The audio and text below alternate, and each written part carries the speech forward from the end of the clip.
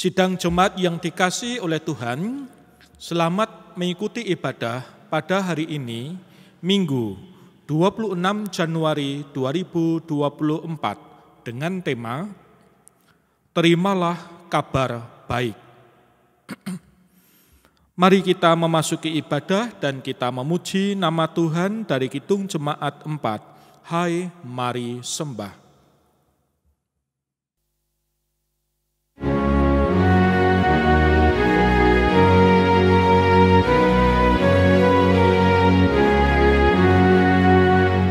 Hai, mari sembah Yang Maha Besar, nyanyikan syukur dengan bergema, perisai umatnya yang Maha Esa, mulia namanya, katanya megah.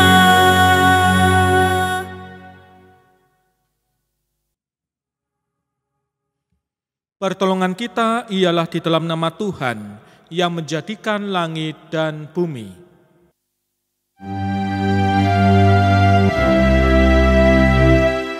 Amin, amin, amin.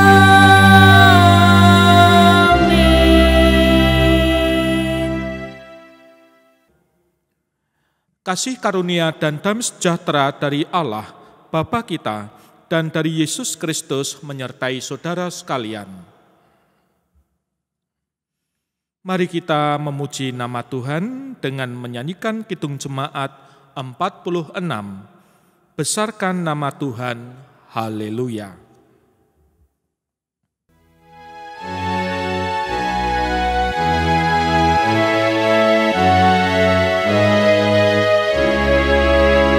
Besarkan nama Tuhan, haleluya.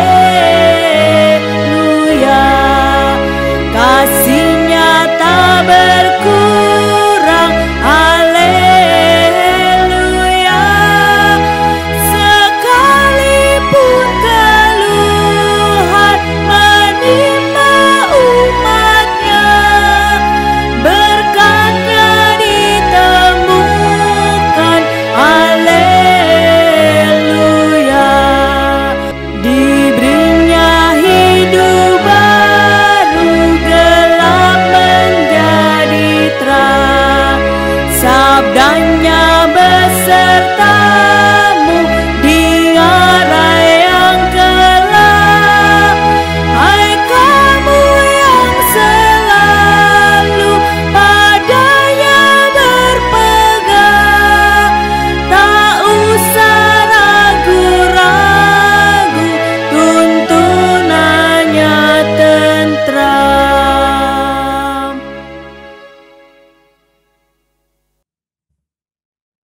Mari kita berdoa. Ya Bapa, pada saat ini kami hendak menyambut dan mendengarkan sabda-Mu.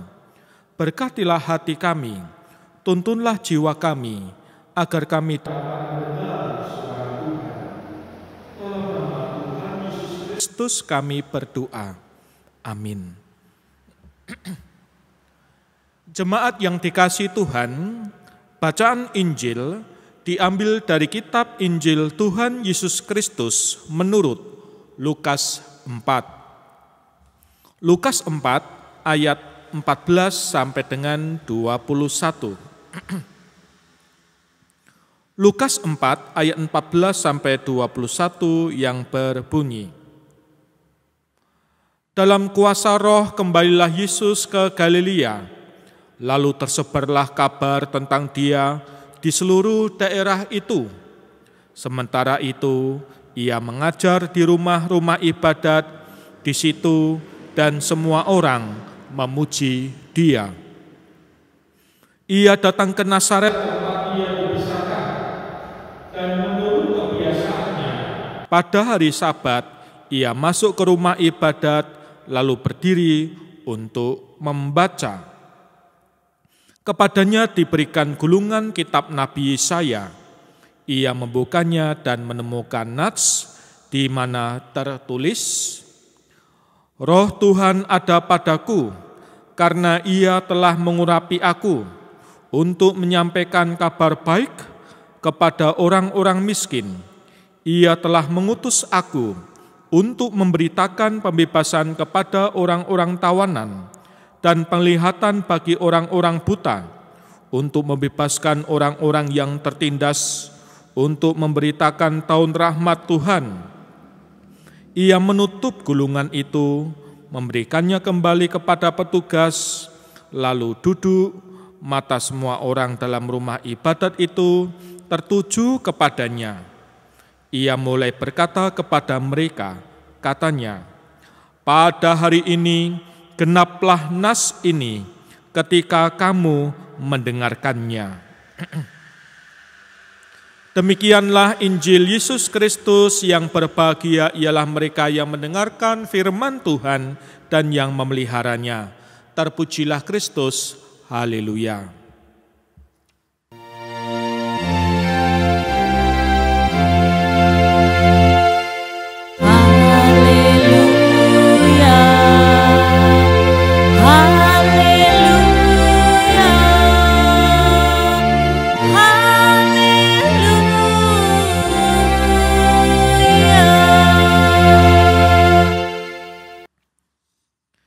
Sidang jemaat yang dikasihi Tuhan, seruan Tuhan Allah, terimalah kabar baik, harus disadari senantiasa disampaikan oleh Allah bagi setiap umatnya dalam setiap langkah kehidupan.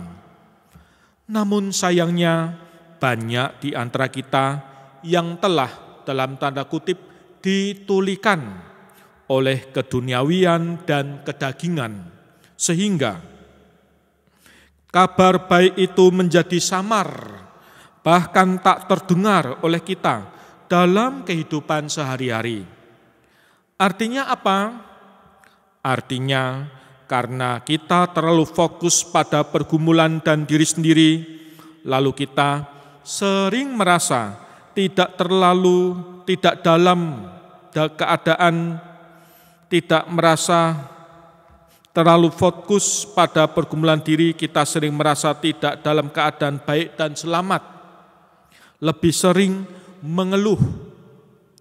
Lebih-lebih disayangkan, banyak di antara kita yang kemudian justru dengan sengaja membuat banyak orang lain dan segenap ciptaan Allah tidak mampu mendengar kabar baik dari Allah karena bising, banyak kegaduhan, dan banyak pengalihan yang kita ciptakan. Karena barangkali kita merasa selalu kekurangan, selalu berambisi dalam keserakahan pembenaran diri untuk mendapatkan lebih. Sementara sesungguhnya begitu banyak orang dan ciptaan Allah yang lain yang membutuhkan untuk mendengar dan menerima kabar baik itu. Di tengah kesulitan dan pergulatan dunia saat ini, mengingat kemiskinan, ketidakadilan, penindasan baik terhadap manusia, terhadap alam, masih menjadi persoalan yang belum selesai. Karena itu, sangat dibutuhkan keterlibatan kita untuk bersama-sama memberitakan kabar baik. Saudara-saudara, kemiskinan, ketidakadilan, penindasan adalah menjadi masalah utama yang diperhatikan oleh Tuhan Yesus waktu itu. Bahkan menjadi isu pertama dalam pengajarannya setelah baptisan dan pencobaan di padang gurun.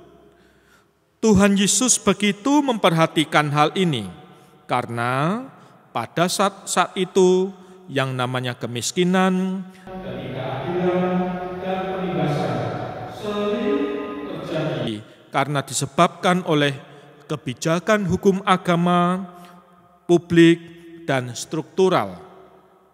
Contohnya, yaitu misalnya diskriminasi terhadap para penyandang penyakit dalam tanda kutip berdosa, seperti orang yang sakit kusta, orang yang ayan atau misalnya kerasukan, lalu dikucilkan, ditindas, serta sistem patriarki yang semakin memiskinkan kelompok yang tak punya warisan, janda miskin, anak perempuan yatim. Contoh yang lain adalah sistem keagamaan yang menolak orang berdosa, pelacur, pemungut cukai, seakan-akan dipinggirkan, disingkirkan, lalu melanggengkan sistem perbudakan. Ada lagi praktek pungli, pungutan liar dalam agama dengan pungutan mahar yang malah dari banyaknya upacara-upacara khusus sehingga menjadi beban bagi yang miskin.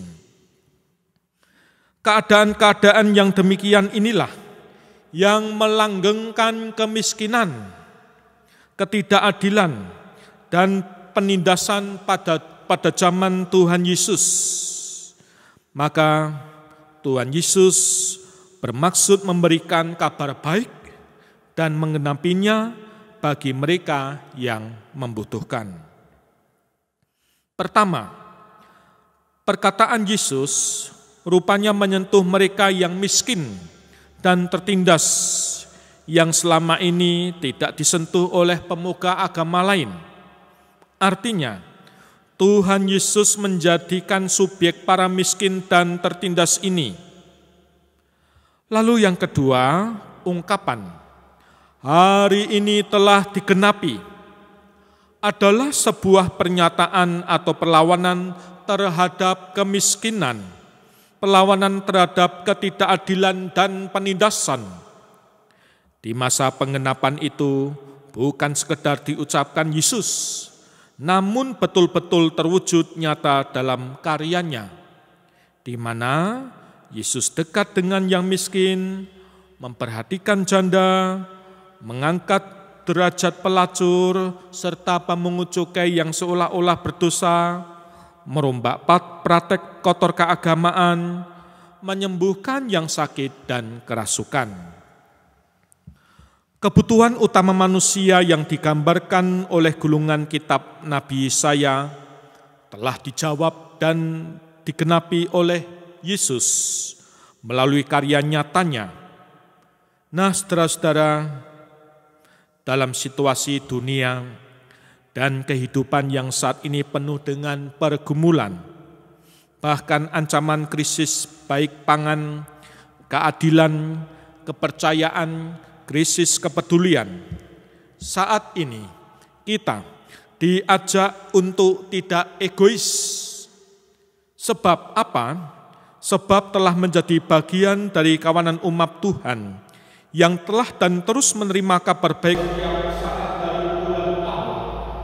sehingga kita terdorong oleh rasa syukur untuk menjadi pintu gerbang yang membuka akses seluas-luasnya bagi banyak orang dan ciptaan Allah untuk juga merasakan dan menerima kabar baik yang terwujud melalui perilaku dan ucapan sehari-hari yang mengupayakan perwujudan nyata kabar baik melalui aksi nyata pengentasan kemiskinan, penanggulangan ketidakadilan, dan penghentian penindasan. Jemaat yang dikasihi oleh Tuhan, maka saat ini kita sudah memahami bahwa kebutuhan umat manusia telah terjawab dan digenapi oleh Tuhan Yesus melalui karya nyatanya. Dan saat ini menjadi tugas kita untuk membagikan penggenapan itu agar dapat dirasakan oleh sesama dan ciptaannya. Mari saudara-saudara, kita menerima kabar baik. Setelah kita menerima, mari kita wartakan dan kita sampaikan pula kepada orang-orang di sekitar kita. Amin. Saat teduh untuk kita.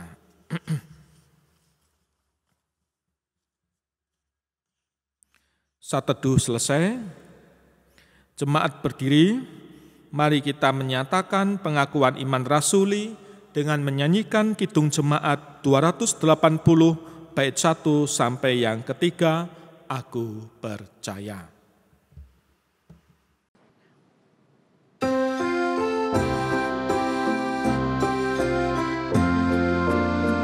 Aku percaya Allah yang kekal, yang oleh sabda kita kenal, Bapa pencipta alam semesta, yang mengasihi manusia. Aku percaya Putra Tunggalnya yang disalibkan di Golgota, yang dari kubur bangkit dan menang, naik ke sorga dalam terang. Aku percaya pada Roh Kudus yang mendiami kita terus. Aku percaya gereja yang asal, ku jadi suci di dalamnya.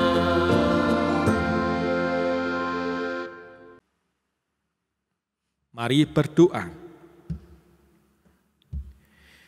Ya Tuhan Allah Bapa kami yang di surga, pada saat ini kami menghaturkan keberadaan orang-orang yang sedang sakit, yang lemah badan. Tuhan berkati dalam kesakitannya. Tuhan pulihkan. Demikian juga saat ini bagi saudara-saudara yang selepas dari rasa sakit, setelah pulang dari rumah sakit, di rumah, biarlah mereka dapat menjaga diri dengan baik, patuh pada dokter, bersedia untuk kontrol kembali di rumah sakit, dan menjaga kesehatan dengan baik pula. Berkati saudara-saudara, anak, siapapun orang tua yang mengasuh serta mendampingi kesehatannya. Kami doakan pula para orang tua. Kami doakan juga anak-anak dalam setiap kondisi dan situasinya. Jemaat-Mu juga kami serahkan ya Tuhan, agar tetap setia dan tekun kepadamu. Bagi yang lemah iman, yang hendak hundur, Tuhan tarik kembali, beri cambuk semangat kepada mereka. Kami juga berdoa untuk bangsa dan negara Indonesia. Berkatilah bangsa kami, berkatilah pemerintah kami, berkatilah kami semua sebagai warga negara Indonesia. Seluruh doa ini kami haturkan dalam nama Tuhan Yesus Kristus. Amin. Saudara-saudara, marilah kita bersyukur atas pemeliharaan Tuhan dalam hidup kita dengan dasar persembahan dari Yunus 2 ayat 9. Tetapi aku dengan ucapan syukur akan kupersembahkan korban kepadamu, apa yang kunasarkan akan kubayar, keselamatan adalah dari Tuhan. Mari kita haturkan persembahan diiringi Kidung Jemaat 290, takkah patut ku bernyanyi.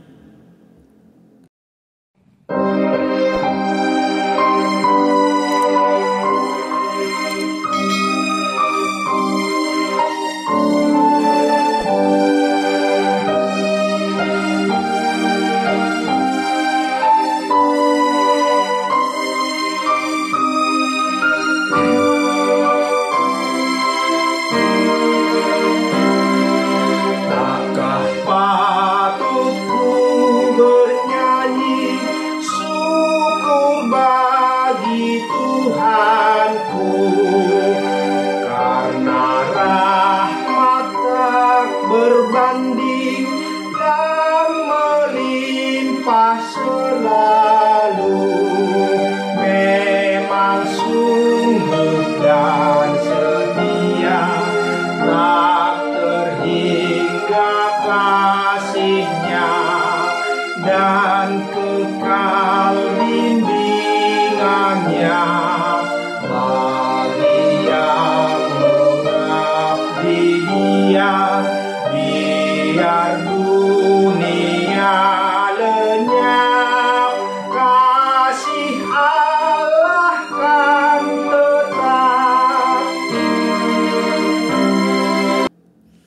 Mari kita haturkan persembahan ini dalam doa. Sekarang ini ya Tuhan, kami bersyukur kepadamu dan memuji nama-Mu yang agung.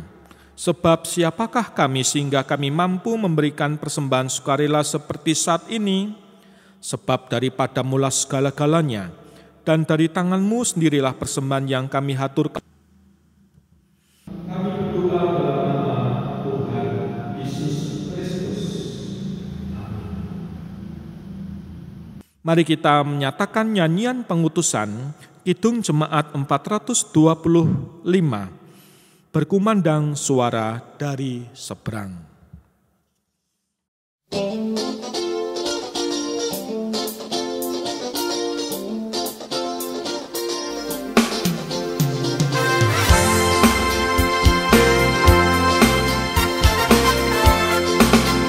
Berkumandang suara dari seberang, kirimlah cahayamu. Banyak jiwa dalam dosa mengerang, kirimlah cahayamu. Kirimlah berita Injili menyentak yang terlelap. Kirimlah berita Injili menyentak yang terlelap. Kita telah dengar jeritan dari jauh, kirimlah cahayamu. Bantuanmu berikan, janganlah jemu, kirimlah cahayamu. Kirimlah berita Injili menyentak yang terlelap. Kirimlah berita Injili menyentak yang terlelap. Mari kita hundur dan menyambut berkat-Nya. Tuhan memberkati saudara dan melindungi saudara. Tuhan menyinari saudara dengan wajah-Nya dan memberi saudara kasih karunia. Tuhan menghadapkan wajah-Nya kepada saudara dan memberi saudara damai sejahtera. Amin.